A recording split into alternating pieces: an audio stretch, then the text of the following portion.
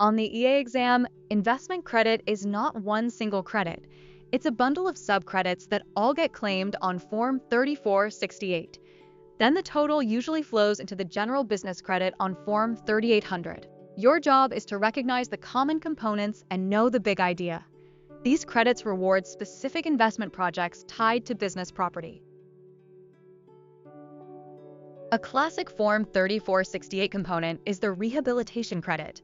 Think older buildings and historic structures. The policy goal is preservation, so the exam will cue you with words like historic, certified, restoration, or rehabilitation. If you see a business fixing up an older building rather than buying new equipment, your brain should jump to rehabilitation concepts under the investment credit umbrella. Another big bucket is energy-related investment credit items, solar, geothermal, and other alternative energy property. Here's the exam trap. Timing. Clean energy credits change a lot, and availability can depend on when the property is placed in service and whether the credit has sunset or phased out. If a question gives dates, treat them as a clue to confirm the credit still exists for that year. Form 3468 also includes some very EA exam-sounding project credits, advanced coal, gasification, and advanced energy projects. You don't need engineering details. You need recognition. Coal with reduced emissions can point to advanced coal. Turning coal or biomass into synthetic gas points to gasification.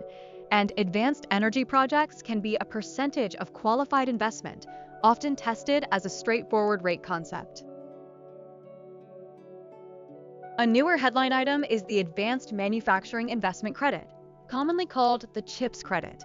Conceptually, it's still an investment credit, a percentage of qualified investment in an advanced manufacturing facility for semiconductors. On the exam, you're usually just matching the fact pattern to the right form and credit category, not computing a complicated limitation. Now shift to the Work Opportunity Tax Credit, or WOTC. This one rewards hiring, not buying property. It's based on first-year wages paid to new hires in targeted groups. The exam loves the targeted group list. Unemployed veterans, TANF recipients, SNAP recipients, designated community residents in empowerment zones, vocational rehab referrals, ex-felons, SSI recipients, summer youth and empowerment zones, and long-term unemployment recipients. Forms matter here. For most taxable employers, compute WOTC on Form 5884, then carry it to Form 3800.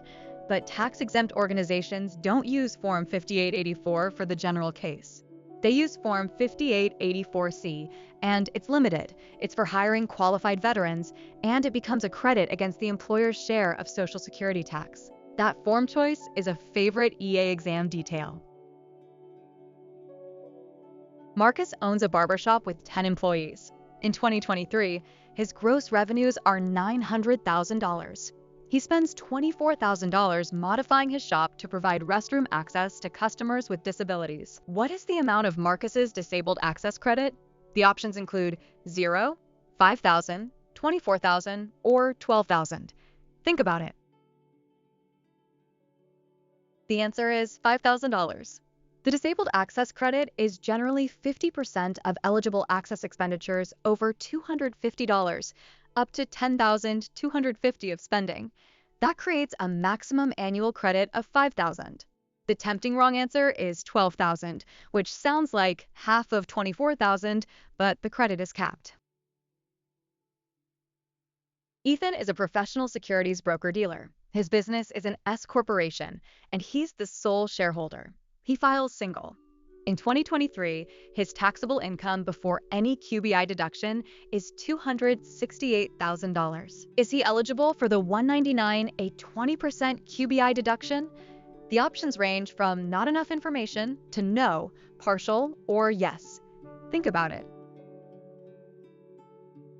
The answer is no. He is not eligible.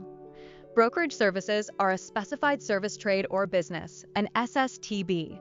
With taxable income above the full phase-out range for single filers in 2023, the QBI deduction is fully disallowed for an SSTB. The tempting choice is partial, because phase-outs often mean partial benefits, but once you're past the top of the range, it goes to zero.